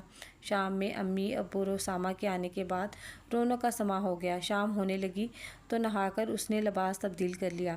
براؤن کلر کا سادہ سا سوٹ دیکھ کر ہیرا نے ناک منہ چڑھائی۔ یہ سوٹ آج پہننا تھا؟ کیوں؟ وہ حیران ہوئی۔ اچھا نہیں ہے کیا؟ اچھا تو ہے، لیکن آج کے دن تو ذرا ڈھنگ کا سوٹ پہن لو۔ وہ اٹھ کر اس کی وارڈروب دیکھنے لگی۔ کتنی خوبصورت ساڑی ہے۔ اس نے کمرے میں میرون کلر کی ساڑی نکالی جس کے گولڈن بلاؤز پر بہت حسین کام کیا ہوا تھا۔ بس یہی پہنو گی تم آج؟ ہیرا کے ساتھ اس کی خاصی بے تکلفی تھی۔ کیا یہ؟ اس نے احتجاج کیا۔ اب اتنے پہلے جسم پر کہاں جچے گی؟ اس نے صاف گوئی سے کہا۔ اس نے اصرار کر کے بالآخر اسے رضامند کر لیا۔ بالوں کی فرنٹ چوٹی کر کے سلیقے سے کیے ہوئے میک اپ میں وہ حقیقتاً خوبصورت لگ رہی تھی۔ اوپر سے امی نے اصرار کر کے گولڈ کا سیٹ بھی پہنا دیا تھا۔ الینا نے ایک نگاہ آئینے میں ڈالی تو اس کا دل تیزی سے دھڑکنے لگا۔ 2 سال ہونے کے باوجود آج بھی ساس سے اسی طرح شرماتی تھی۔ بس آتے ہی ہوں گے، آج پتہ نہیں کیوں دیر کر دی، ورنہ رات کو 8 بجے گھر ہوتے ہیں، اور موبائل بھی آف ہے، وہ پریشانی سے بولی۔ اس نے آفس فون کیا۔ جی مسز سعد آپ ہیں؟ ریسیپشن پر بیٹھی نازنین نے اسے پہچان کر کہا۔ ویسے بھی وہ اکثر فون کرتی رہتی تھی۔ سر لوگ تو آج ہوٹل گئے ہوئے ہیں، وہ رمشا مسعود کی برتھ ڈے کا فنکشن تھا اور سارا اسٹاف مدعو تھا۔ دوسری طرف سے آنے والی اطلاع نے بک کر کے اس کا دماغ اڑا دیا تھا۔ تلخ سوچوں نے ایک دفعہ پھر دماغ کا گھیرا کر لیا۔ اپی کیا نظر لگانے کا ارادہ ہے مجھے؟ وہ جو بے دھیانی میں اسامہ پر نظر جمائے بیٹھی تھی، ایک دم چونک کر حقیقتاً کی دنیا میں آ گئی۔ ٹی وی لاؤنج میں ایک ہنگامہ برپا تھا۔ بابا، ہیرا، امی تینوں لوڈو کی بازی لگائے ہوئے، جبکہ اسامہ ٹی وی پر کوئی اسپورٹس چینل دیکھنے میں مصروف تھا، جبکہ عمر صاحب بھی ماموں کی گود میں بڑے خوش باش تھے۔ آپی سعد بھائی کو ذرا کھینچ کر رکھا کریں، 11 بجنے والے ہیں اور یہ کوئی شریفوں کے گھر آنے کا ٹائم ہے، اور ایسی صورت میں جب بیوی کا برتھ ڈے بھی ہو۔ اسامہ کی خوشوخیاں اس کا دل جلا رہی تھیں۔ وہ پیکی سی ہنسی ہنس دی اور پھر بابا اور امی کے نانا کہنے کے باوجود اس نے کیک کاٹ لیا۔ وہ بوجھل دل کے ساتھ سارے ہنگامے میں شریک تھی۔ 12 بجے سب کے جانے کے بعد وہ بیڈ روم میں آئی تو سر کے درد میں اضافہ ہو چکا تھا۔ کپڑے تبدیل کر کے آئی تو نیند اس سے کوسوں دور تھی۔ آنسو لڑیوں کی طرح آنکھوں سے دائیں بائیں بہہ رہے تھے۔ حالانکہ سعد اکثر لیٹ ہو جاتا ہے، لیکن بغیر انفارم کیے کم ہی ایسا ہوتا تھا۔ 12:15 بجے بیل کی آواز پر چوکیدار نے شاید گیٹ کھول دیا تھا۔ 2 منٹ کے بعد وہ اندر تھا، جب وہ عمر کی نیپی تبدیل کرنے میں مصروف تھی۔ ٹی وی لاؤنج سے گزرتے ہوئے اسے کسی فنکشن کا احساس تو ہوا تھا۔ بھئی آج تو لگتا ہے گھر میں کوئی تقریب تھی۔ ٹائی کی ٹاٹ ڈھیلی کرتے ہوئے اس نے سرسری انداز میں پوچھا تو دوسری طرف بالکل خاموشی تھی۔ اور سوری یار، آج تو انکل آنٹی نے آنا تھا۔ اسے ایک دم یاد آیا، پلٹا تو کچھ غلط ہونے کا احساس ہوا۔ تمہیں کیا ہوا؟ سعد نے فکر مندی سے اسے دیکھا، جس کے پپوٹے رونے کی وجہ سے سوج گئے تھے، جبکہ وہ ہنوز خاموش تھی اور خفگی کا عنصر نمایاں تھا۔ سوری یار، آئی ایم ریئلی سوری، مجھے بالکل بھول گیا۔ ایک تو فیلڈ میں کافی کام تھا اور پھر شام میں رمشا مسعود کے برتھ ڈے کا فنکشن تھا، سب لوگ جا رہے تھے۔ ایسے میں میرا اکیلے کا نہ جانا آکورڈ لگ رہا تھا۔ دوسرے موبائل کی بیٹری میں چارج کرنا رات میں بھول گیا، اس لیے انفارم نہیں کر سکا۔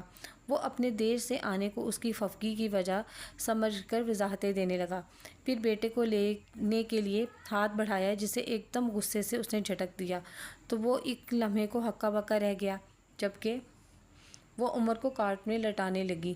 سوری ڈیئر، یقین کرو بری طرح پھنس گیا تھا۔ اس نے پیچھے سے آ کر شانوں پر ہاتھ رکھا تو اس نے ایک دم اپنا آپ چھڑایا۔ اس نے الجھ کر اسے دیکھا جو بری طرح بھپری ہوئی تھی۔ یار ہوا کیا ہے؟ وہ زبردستی ہنسا۔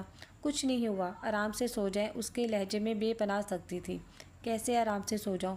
وہ سر پر کھڑا پوچھ رہا تھا، لب کاٹتے ہوئے اس کی طرف دیکھا جو سرد اور لا تعلق سے انداز میں بہت اجنبی لگ رہی تھی۔ دونوں ہاتھ کمر پر باندھے سعد نے اس کا بغور جائزہ لیا، جو آنسو رکنے کے چکر میں بے حال تھی۔ بالآخر ضبط کا بندھن ٹوٹ گیا۔ دیکھو میرے سامنے مت رویا کرو، تمہیں اچھی طرح معلوم ہے مجھے تکلیف ہوتی ہے۔ وہ ہنوز خاموش تھی، اس کے اندر سے گلے اور شکوے کا دھواں نکلنے کا نام ہی نہیں لے رہے تھے۔ اس نے ہونٹوں کو زبردستی سختی سے بند کر رکھا تھا۔ الینا آخر ہوا کیا ہے؟ وہ بے چین ہو گیا۔ کچھ نہیں ہوا۔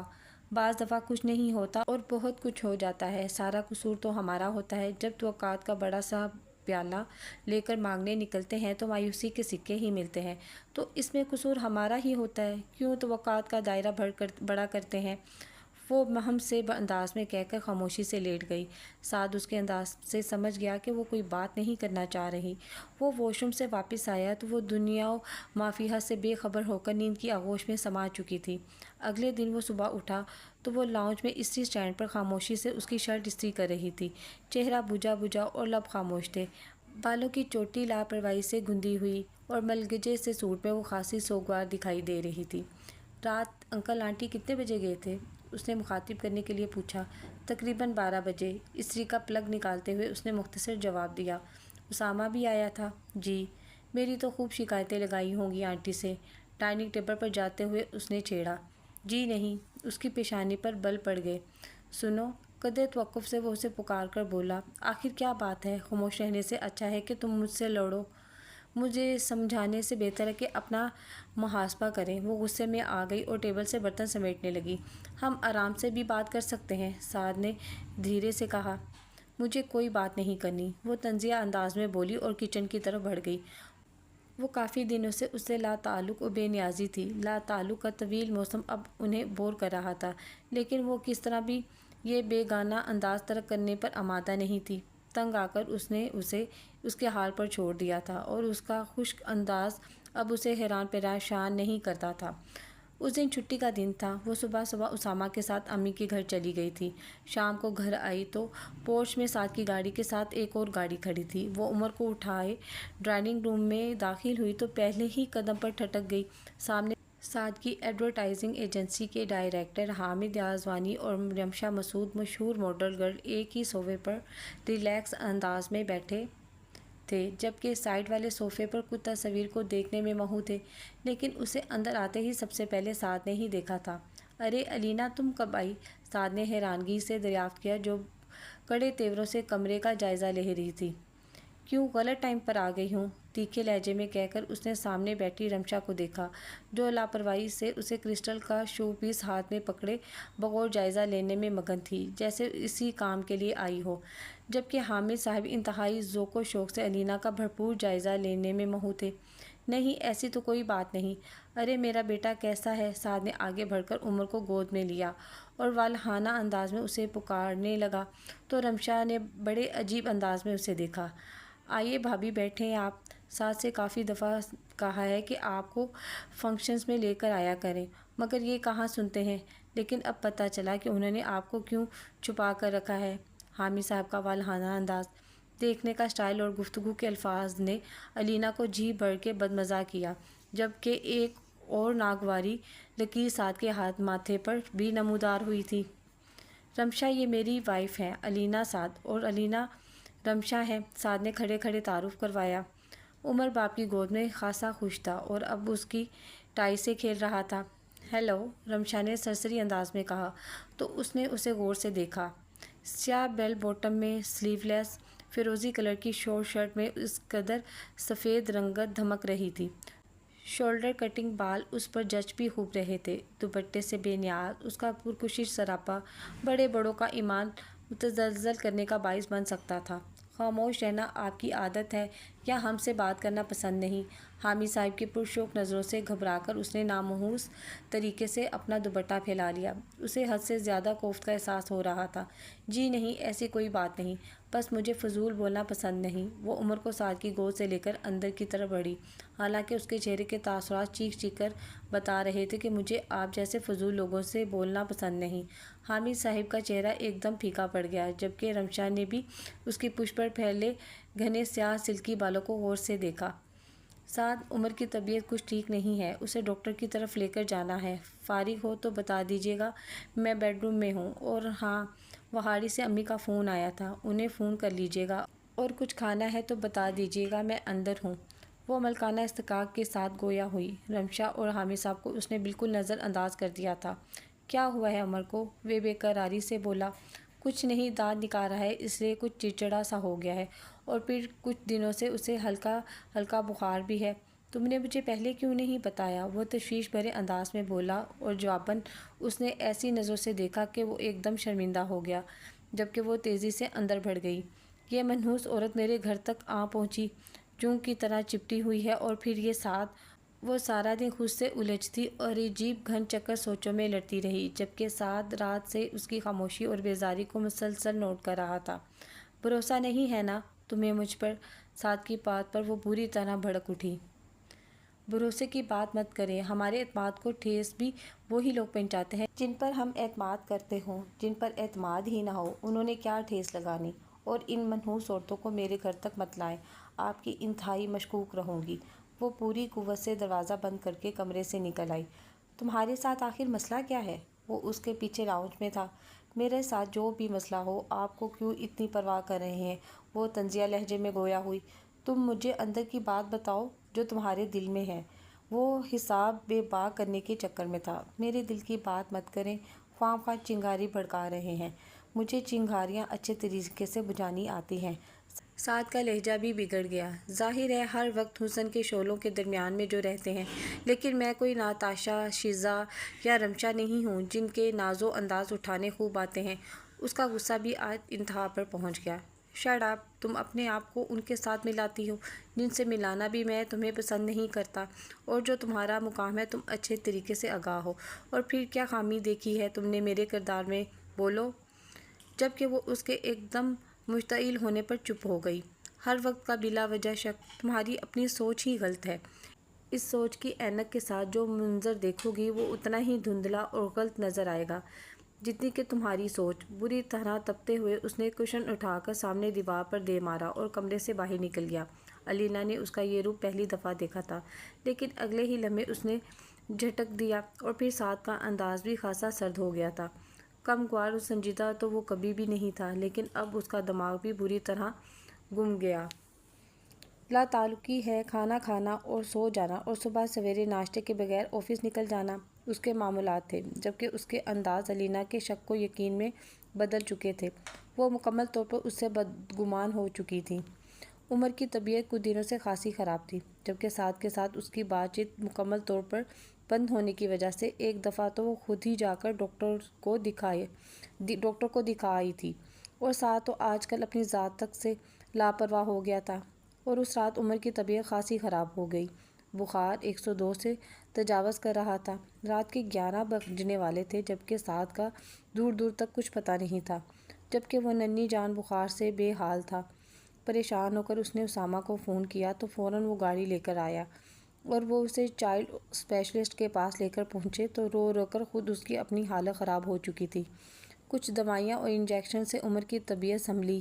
علینا کی نظر ٹیبل پر پڑے ہوئے اخبار پر پڑی، اور اس پر سرسری نظر ڈالتے ہوئے اس کی نظر شوبز کے صفحے پر پڑی تو وہ بری طرح چونک گئی۔ مشہور و معروف ماڈل گرل رمشا مسعود کا اسکینڈل مہک ایڈورٹائزنگ ایجنسی کے ساتھ گیلانی کے ساتھ اس کا منہ چڑھا رہا تھا، اور کسی صحافی نے پیش گوئی کی تھی کہ یہ اسکینڈل عنقریب شادی کے دھماکے پر ختم ہوگا۔ علینا کے اندر چھن سے کچھ ٹوٹا تھا۔ اس نے نہیں معلوم کہ ڈاکٹر نے عمر کے بارے میں کیا کہا، اور اسامہ اس کی خاموشی کو عمر کی بیماری سے منسوب کر کے سارے راستے تسلیاں دیتا آیا تھا۔ ارے یہ سعد بھائی! اسامہ نے جیسے ہی گاڑی گیٹ پر جا کر روکی تو سعد کو باہر گیٹ پر پریشانی سے ٹہلتے ہوئے دیکھا۔ ان کی گاڑی رکنے پر وہ لپک کر پہنچا۔ پریشانی اس کے چہرے پر نمایاں تھی۔ کیا ہوا ہے عمر کو؟ مجھے چوکیدار نے بتایا تھا۔ ابھی پہنچا ہوں میں۔ اس کے لہجے کا تفکر غماز تھا کہ وہ خاصا فکر مند ہے۔ بس سعد بھائی، آپ کے صاحبزادے کی طبیعت ٹھیک نہیں تھی، اور آپ کی جذباتی سی مسز نے گھبرا کر مجھے فون کر ڈالا، اور ابھی آپ کے بیٹے کو ڈاکٹر رشید سے دکھا کر لا رہے ہیں۔ اسامہ نے ہلکے پھلکے لہجے میں وضاحت کی تو سعد نے گھبرا کر عمر کو دیکھا، جو اپنی ماں کی گود میں اب سو رہا تھا۔ اس کا چہرہ زرد اور کافی کمزور سا لگ رہا تھا۔ اسے اپنی لاپرواہی کا شدت سے احساس ہوا، جبکہ علینا بھی خطرناک حد تک سنجیدہ تھی۔ گاڑی کا دروازہ کھول کر وہ باہر نکلی اور سعد کا بڑھا ہوا ہاتھ نظر انداز کر کے عمر کو گود میں اٹھائے وہ اندر بڑھ گئی تو سعد اسامہ کے سامنے اس کی بے رخی سے لبریز انداز پر ایک دم شرمندہ ہو گیا۔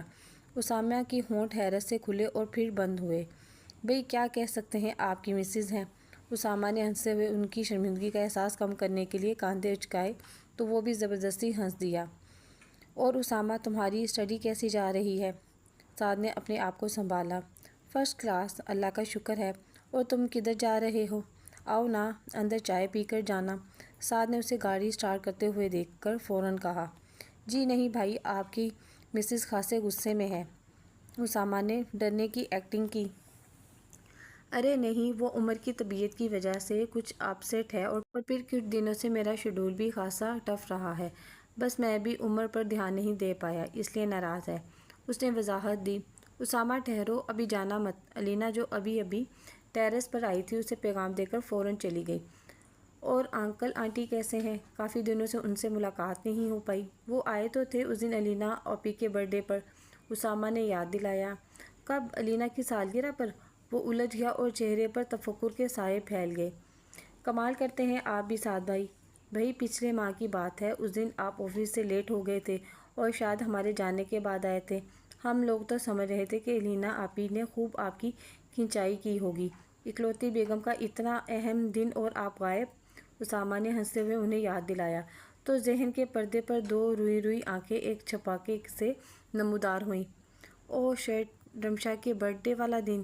اس کی یادداشت کی اسکرین پر وہ دن مکمل طور پر روشن ہو گیا۔ وہ بری طرح خجل ہو گیا۔ تب ہی اس دن سے الینا کا موڈ زبردست خراب ہے، لیکن اس نے مجھے بتایا کیوں نہیں، حتیٰ کہ جتایا تک نہیں۔ وہ بری طرح الجھ گیا۔ شرمندگی کا موسم آہستہ آہستہ اس کے وجود کا احاطہ کر رہا تھا۔ چلو اسامہ، الینا کے ہاتھ میں بیگ اور دوسرے بازو میں عمر کو احتیاط سے لٹائے دیکھ کر کہیں جانے کی مکمل تیاری۔ وہ بری طرح چونک گیا۔ بھئی تمہارے کہاں کے ارادے ہیں؟ سعد نے کھوجتی نظروں سے استفسار کیا، جبکہ اسامہ بھی حیرانگی سے آپی کو دیکھ رہا تھا، جس کا 1 گھنٹہ پہلے تک تو کوئی جانے کا پروگرام نہیں تھا۔ آپی، سعد بھائی کچھ پوچھ رہے ہیں، اسامہ نے دل ہی دل میں سعد کی قوت برداشت کو داد دیتے ہوئے کہا۔ جب انہیں بیوی، بچے اور گھر کی کوئی پرواہ نہیں تو پوچھنے کا بھی کوئی حق نہیں ہے۔ پچھلے 2 ماہ سے میں بے انتہا اذیت میں ہوں۔ یہ جائیں اور اس ماڈل گرل کے ساتھ شادی کرنے، جس کے ساتھ ان کے اسکینڈل کی خبریں دھڑا دھڑ چھپ رہی ہیں۔ وہ بولی نہیں، پھٹکاری تھی۔ اس کے لفظوں، لہجے اور انداز میں سعد کے لیے اس قدر بیزاری کا احساس واضح تھا کہ 1 منٹ کے لیے تو سعد بھی کچھ نہ بول سکا، جبکہ اسامہ اس سارے قصے کو سمجھنے سے قاصر تھا۔ دیکھو الینا، تمہیں غلط فہمی ہوئی ہے۔ یہ شام کے کچھ اخبارات جو یلو جرنلزم کرتے ہیں، وہ رمشا اور میرے خلاف بے بنیاد پروپیگنڈا کر رہے ہیں۔ تم اترو گاڑی سے، میں خود تمہیں بتاتا ہوں۔ شاباش، میں کل خود تمہیں انکل آنٹی کی طرف لے جاؤں گا۔ سعد کا لہجہ حیرت انگیز طور پر پرسکون تھا۔ لیکن مجھے تمہارے ساتھ نہیں رہنا۔ اس کا لہجہ سپاٹ تھا اور چہرے پر غضبناکی تھی۔ مگر کیوں؟ اس کا تحیر فطری تھا۔ میری بات سمجھنے کی کوشش کرو۔ کیوں اپنے ساتھ سب کو پریشان کر رہی ہو؟ میں مانتا ہوں کہ میرا قصور ہے۔ سعد کے لہجے اور الفاظ دونوں میں اب تشویش شامل ہو گئی تھی۔ اسامہ، تم گاڑی چلاؤ گے یا نہیں، ورنہ میں کوئی ٹیکسی لے کر چلی جاؤں؟ وہ قہرناک انداز میں گویا ہوئی۔ آپی، آپ سعد بھائی کی بات تو سن لیں، وہ ٹھیک کہہ رہے ہیں۔ اسامہ نے مصالحت کے لیے کوشش کی، جو اسے خاصی مہنگی پڑی۔ شٹ اپ، تمہیں اپنی بہن غلط لگ رہی ہے۔ وہ شخص جس کے نزدیک اس کی بیوی سے زیادہ 2 ٹکے ٹکے کی ماڈل گرلز اہم ہوں، جس کے حواسوں پر آج کل رمشا مسود چھائی ہوئی ہے، اس کے جلووں میں اسے کہاں بیوی بچے کا احساس ہوگا؟ تمہیں اندازہ ہے کہ 1 ہفتے پہلے انہیں عمر کو ڈاکٹر کے پاس لے جانے کا کہا تھا، اور ان کی مصروفیات میں اب بیٹے کی بھی کہاں گنجائش نکلتی ہے؟ اور آج عمر کی طبیعت کس قدر خراب ہوئی، اور تمہیں بلانے کے عرصے میں میں کس قیامت سے گزری ہوں۔ اگر میرے بچے کو کچھ ہو جاتا تو؟ اور اب ان کی دوسری شادی کی پیش گوئیاں ہو رہی ہیں اخبارات میں۔ ڈوب مرنے کا مقام ہے۔ ساری دنیا میں ایک ہی بے وقوف ہوں۔ مجھے اس شخص کے ساتھ 1 لمحہ بھی نہیں رہنا۔ میرے والدین کے لیے میری 2 روٹیاں بھاری نہیں ہیں۔ لاوے کی طرح پھٹی تھی۔ اس کا انداز اتنا سخت، قطعی اور حتمی تھا کہ وہ ایک لفظ نہ کہہ سکا۔ اسامہ کے چہرے پہ بھی غصے کے تاثرات نمایاں ہو گئے تھے۔ وہ تو سمجھا تھا کہ معمولی سی بات ہوگی، لیکن یہاں تو الینا کا اتنے دنوں کا چڑا ہوا صبر کا خول ٹوٹا تھا۔ اس قدر بدگمانی اس کے منہ سے بامشکل اتنا نکلا، اس کے چہرے پر بدلی چھا گئی۔ اپنا نچلا ہونٹ دانتوں تلے دبا کر ایک گہری نگاہ اس پر ڈالی۔ چند ثانیے بغیر کچھ کہے محویت سے اسے دیکھتا رہا، پھر ایک دم پلٹ کر اندر بڑھ گیا۔ اسے معلوم تھا کہ وہ کچھ سوچنے، سمجھنے اور سننے کی حدوں سے نکل چکی ہے، اور بدگمانی کا موسم جب انسان کی زندگی میں آتا ہے تو ساری کھڑکیاں روشن دان بند کر دیتا ہے۔ باہر سے آنے والا ہوا کا کوئی گمان اندر داخل نہیں ہوتا، اور یہی حال الینا کا ہوا تھا۔ سعد نے اسے منانے کی کافی کوشش کی، لیکن وہ کچھ سننے کو تیار نہ تھی۔ تنگ آ کر اس نے اس کے حال پر چھوڑ دیا۔ میں سعد گیلانی جانتا ہوں کہ محبت میں اندیشے اور خوش گمانیاں ساتھ ساتھ چلتی ہیں۔ بعض چھوٹی چھوٹی باتیں دکھ دے جاتی ہیں، اور بعض باتیں جن کی کوئی اہمیت نہیں ہوتی وہ اہمیت کی حامل ہو جاتی ہیں۔ میں نے زندگی میں صرف الینا سے محبت کی، جو میری بیوی اور میرے بچے کی ماں ہے، اور جو مجھ سے حد درجہ بدگمان بھی۔ ٹھیک ہے، مجھے اس سے بے تحاشا محبت ہے، لیکن اسے یہ حاصل نہیں کہ وہ مجھے میری نظروں میں بے وقت کر دے، گرا دے۔ میرے منہ سے نکلا کوئی لفظ اس کے لیے معتبر نہیں۔ اس سے بڑھ کر میرے لیے تذلیل کا احساس کیا ہوگا؟ آج اسے اس گھر سے گئے پورے 3 ماہ 10 دن 15 گھنٹے اور 40 منٹ ہو چکے ہیں، اور اس کی بیاض ضدی بچے کی طرح ہر روز میرا دامن پکڑ کر بیٹھ جاتی ہے اور مجھے اس آخری دن کا یاد دلاتی ہے جب اس کے لہجے اور لفظوں میں میرے لیے صرف بے اعتباری تھی۔ حالانکہ میرے نزدیک اگر حسن کی اہمیت ہوتی تو میں اپنے MCS ڈپارٹمنٹ کی ایک سے ایک زبردست لڑکی کو چھوڑ کر اس کی طرف نہ آتا۔ اس کی خاطر میں نے فیملی میں اسٹینڈ لیا جو غیر برادری میں شادی کرنے کے حامی نہ تھیں۔ مجھے الینا کا برتھ ڈے 2 ماہ پہلے تک تو یاد تھا، جب میں اپنی فیملی جیولر کے پاس اسے گفٹ کرنے کے لیے بریسلیٹ بننے کو دے کر آیا تھا، لیکن بعد میں مصروفیت نے تاریخ میرے ذہن سے نکل گئی۔ لیکن یہ اتنی بڑی غلطی تو نہیں تھی کہ الینا نہ صرف مجھ سے بدگمان ہو گئی بلکہ میرے کردار کی دھجیاں تک بکھیر دیں۔ اور حالانکہ وہ اچھی طرح جانتی تھی کہ شوبز میں ایک دوسرے کو لیٹ ڈاؤن کرنے کے لیے اوچھے ہتھ کنڈے استعمال کرنے سے بھی دریغ نہیں کیا جاتا، ایسے میں رمشا کی مشہور فلم سٹار سے شادی سے اس کے سارے اسکینڈل دم توڑ گئے۔ لیکن الینا کی بد اعتمادی سے بھرپور نظریں مجھے کبھی بھی نہیں بھولتیں۔ اس نے تو میری ساری ذات کی نفی کر کے مجھے اندر تک توڑ دیا ہے۔ مجھے لگتا ہے کہ میں انتہائی بے وقت ہو گیا ہوں، لگتا ہے کہ اب ساری زندگی ایسے ہی بسر ہوگی۔ میں الینا سعد ہوں، نہ جانے کیوں میری ذات کے اندر شدت پسندی کوٹ کوٹ کر بھری ہوئی ہے۔ میری فرینڈز کہتی ہیں کہ الینا کو بیوقوف بنانا آسان ترین کام ہے، کیونکہ دوسروں کی آنکھوں سے دیکھنا اور دوسروں کے کانوں سے سننا الینا کا مشغلہ ہے جس سے وہ بھرپور نقصان اٹھاتی ہے۔ اب مجھے احساس ہوتا ہے کہ وہ بالکل ٹھیک کہتی تھی۔ سعد گیلانی کا سوشیالوجی ڈپارٹمنٹ کی الینا کمال کو پرپوز کرنا بہت ساری لڑکیوں کے لیے حسد و رشک کے ملے جلے جذبات کا باعث بن گیا تھا۔ وہ تھا ہی ایسا، ایم سی ایس کا ذہین ترین اسٹوڈنٹ، انتہائی وجیہہ پرسنالٹی، زبردست ڈیٹر، کرکٹ کا عمدہ کھلاڑی۔ نہ جانے کیوں مجھے خوف سا لاحق ہوا کہ کہیں وہ مجھے چھوڑ نہ دے۔ اس کی ذرا سی لاپرواہی مجھے ہلا کر رکھ دیتی تھی۔ وہ کہتا تھا کہ اسے مجھ سے زیادہ محبت ہے، حالانکہ وہ نہیں جانتا تھا کہ میرے لیے تو زندگی صرف ایک نام ہے، سعد گیلانی۔ وہ جب مصروف ہوتا تو میرے اندر وہم اور اندیشوں کے ناک میرے وجود کو ڈستے رہتے۔ بدگمانی نے میری سوچوں کو انتہائی زہریلا بنا دیا تھا، اور جب اسے میری سالگرہ کا دن بھول گیا تو مجھے لگا کہ اس نے مجھے اپنی زندگی سے نکال دیا ہے۔ میں ہر روز اذیت میں گزارتی تھی، اور پھر رمشا کے ساتھ اسکینڈل نے مجھے اندر سے توڑ کر رکھ دیا، اور پھر میں اس کی زندگی سے نکل آئی۔ لیکن اس دن میں امی کے ساتھ اپنی فیملی جیولری کے پاس گئی تو اس نے مجھے بتایا کہ سعد اسے 2-3 ماہ پہلے مجھے سالگرہ پر گفٹ دینے کے لیے بریسلیٹ کا آرڈر دے کر گئے تھے اور دوبارہ لے جانا ہی بھول گئے۔ تب میں ایک دم ہکا بکا رہ گئی، اور پھر رمشا مسعود کے ساتھ جھوٹے اسکینڈل کی حقیقت نے مجھے مزید شرمندہ کر دیا تھا۔ مجھے معلوم تھا کہ وہ بہت ٹھنڈے مزاج کا حامل ہے، اور اسے تو مجھ سے ناراض ہونا ہی نہیں آتا۔ اور جب جھگڑے کے بعد اس نے مجھے بلانا چھوڑ دیا اور مجھے منانا بھول گیا تو میرے لیے زندگی میں کوئی کشش ہی نہ رہی، اور پھر عمر کی ذات سے لاپرواہی نے مجھے سوچنے سمجھنے کے قابل ہی نہ چھوڑا۔ اور جب میں گھر چھوڑ رہی تھی تو میں منتظر تھی کہ وہ مجھے زبردستی روک لے گا، لیکن وہ بس دیکھتا ہی رہ گیا، اور یوں میں شاید اس کی زندگی سے بھی نکل آئی۔ شروع میں اس نے چند فون کیے تھے، لیکن پھر وہ بھی بھول گیا، شاید اسے مجھ سے محبت ہی نہیں تھی۔ ساون کا مہینہ شروع ہو گیا تھا۔ اس دن موسم صبح سے ہی خراب تھا، کالے سیاہ بادلوں نے آسمان کا گھیراؤ کر رکھا تھا۔ وہ صبح سویرے ننگے پاؤں لان میں چہل قدمی کر رہی تھی، ہلکی ہلکی بوندا باندی ہو رہی تھی۔ ایک دم سے اسامہ باہر آیا، اس کے چہرے پر ہوائیاں اڑی ہوئی تھیں۔ آپی، عمر کدھر ہے؟ وہ اوپر امی کے پاس سو رہا ہے۔ آپی، ایک بری خبر ہے، وہ کچھ جھجکتے ہوئے بولا۔ سعد بھائی کا ایکسیڈنٹ ہو گیا ہے اور وہ ہاسپٹل میں ہے۔ کیا؟ اس کا دل زور زور سے دھڑکا، ہاتھ پیروں سے جان ہی نکلتی محسوس ہوئی، چہرہ ایک دم سے زرد پڑ گیا، ساری ناراضگی بھگ کر کے اڑ گئی۔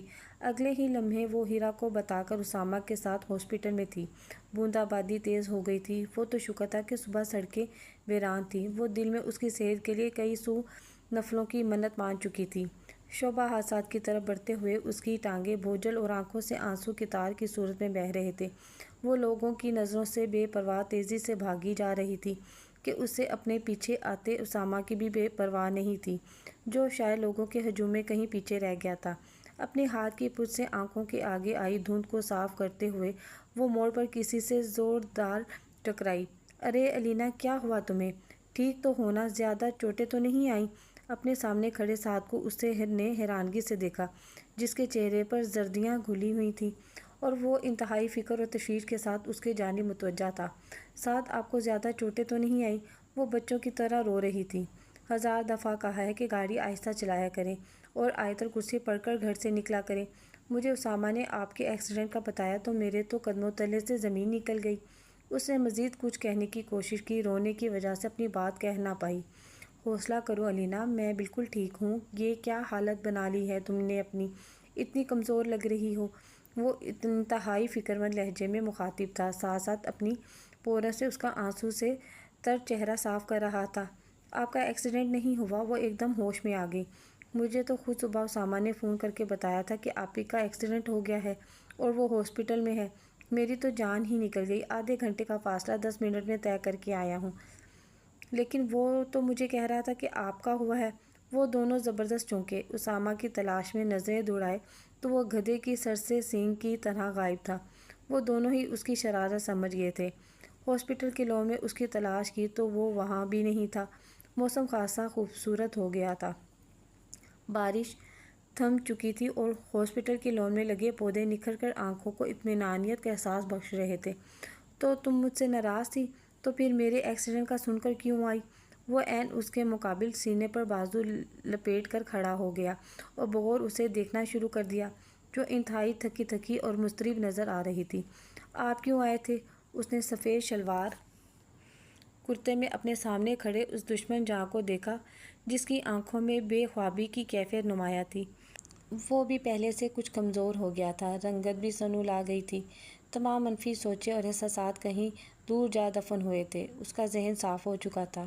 مجھے تو آنا ہی تھا، محبت جو تھی تم سے۔ وہ پرشوق نگاہوں سے اسے دیکھ رہا تھا۔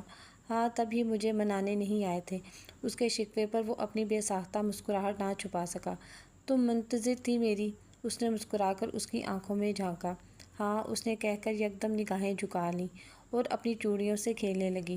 اور اگر میں نہ آتا، میں جان نہ نکال دیتی، وہ روانی میں بولی تو وہ اس کے اندر پر ایک دم کھلکھلا کر ہنس پڑا۔ ساری ناراضگی خفگی بک کر کے اڑ گئی تھی۔ ہاں، بہت جتاتے ہیں بیٹے سے محبت، اسے دیکھنے تک نہیں آئے۔ ایک اور شکوہ کیا۔ وہ تو اسامہ روز مجھے شام میں پارک میں ملانے لے آتا تھا، اس نے انکشاف کیا۔ کیا یہ اسامہ تو ہی ہے؟ فاؤڈیا زور سے چیخی۔ جی ہاں، اب صلح ہو گئی ہے تو بیچارے اسامہ پر ہی سارا نزلہ گرنا ہے۔ وہ اللہ جانے کہاں سے نکل کر سامنے آ گیا تھا۔ دونوں کے ہنستے مسکراتے چہرے اس بات کے گواہ تھے کہ وہ اپنے مقصد میں کامیاب رہا ہے۔ ویسے اسامہ، تم نے اچھا نہیں کیا، علینا نے اسے چھیڑا۔ ہاں، اچھا نہیں کیا، گھلتے رہتے ایک دوسرے کے غم میں۔ دیوار چین جتنی تو انا درمیان میں کھڑی کر رکھی تھی۔ یہ مصروف روزانہ باتوں باتوں میں پوچھتے تھے اور گھر میں سب ٹھیک ہے، اور یہ محترمہ دن میں 36 مرتبہ شادی کی مووی لگا کر ملکہ جذبات بننے کی ناکام کوشش کرتی تھی۔ میں تو ایک تجربہ کرنا چاہ رہا تھا۔ کہتے ہیں کہ محبت کی تماستیں اور حرارتیں انا کی موم کو پگھلا کر رکھ دیتی ہیں، اور بالکل ٹھیک کہتے ہیں۔ تجربہ کامیاب رہا۔ چونکہ موسم مزید خراب ہو رہا ہے، اس لیے مسٹر اینڈ مسز سعد گیلانی، ہم گھر جا رہے ہیں، اپنا آپ بندوبست کر لیں۔ ارے رے، بات تو سنو اسامہ۔ وہ بارش کی تیز بچھاڑ میں سڑک پار کر کے گاڑی تک پہنچا تھا کہ علینا کی آواز سنائی دی تھی۔ خدا نخواستہ اب کیا ہوگا؟ اسامہ نے رونے کی ایکٹنگ کی تو وہ دونوں اپنا قہقہ نہ روک سکے۔ جاؤ جاؤ، یہ بس بارش رک جائے تو عمر کو گھر چھوڑ جانا، میں علینا کو لے کر گھر جا رہا ہوں۔ کیوں جانا ہے نا؟ وہ جھک کر شرارتاً بولا۔ اس نے والہانہ نظر سے اسے دیکھا اور مسکرا کر آنکھیں جھکا لیں۔ جی، یہ تھا آج کا ناول۔ مجھے تو یقین کرے بہت مزہ آیا، کافی انٹرسٹنگ تھا۔ میں نے پہلے بھی ایک ناول پڑھ چکی ہوں جو آفٹر میرج کی بیس پر تھا، لیکن یہ مجھے اس سے زیادہ اچھا لگا۔ تو کچھ ناول ایسے ہوتے ہیں کہ جو ہمیں کچھ سبق دے کر جاتے ہیں۔ اس ناول سے ہمیں یہ سبق حاصل ہوا ہے کہ ہر انسان کو ہمیشہ پازیٹیو رہنا چاہیے، پازیٹیو سوچنا چاہیے اپنی فیملی کے بارے میں، خود کے بارے میں۔ اب جیسے لینا سوچ رہی تھی بار بار کہ میرے گھر کو نظر نہ لگ جائے، میرا رشتہ خراب نہ ہو جائے، تو وہ آخرکار ویسا ہی ہوا۔ تو اس لیے چاہیے کہ ہمیشہ اللہ تعالیٰ سے گمان اچھا رکھیں، اپنے بارے میں تو خاص طور پر اچھا سوچیں، پازیٹیو سوچیں، تو آپ کے ساتھ انشاءاللہ پازیٹیو ہی ہوگا۔